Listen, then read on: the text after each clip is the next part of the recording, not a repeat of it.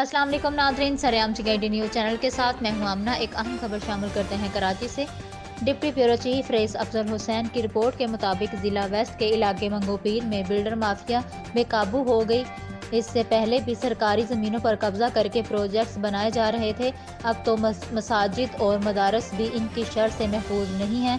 इससे पहले भी बिल्डर्स की जानिब से इंतज़ामिया पर दबाव डाला गया था कि ज़मीन फ़रोख्त करें, आपको इस ज़मीन की डबल कीमत हम देंगे, मगर मदरसा इंतज़ामिया ने मना किया था, जिस पर मदरसा इंतज़ामिया अहले इलाका और जामियत उलमा इस्लाम ने नादर्न बाईपास रोड बंद करके एहतजाज किया और मुआज़ नामी बिल्डर और मंगोपीर पुलिस के खिलाफ नारेबाजी की।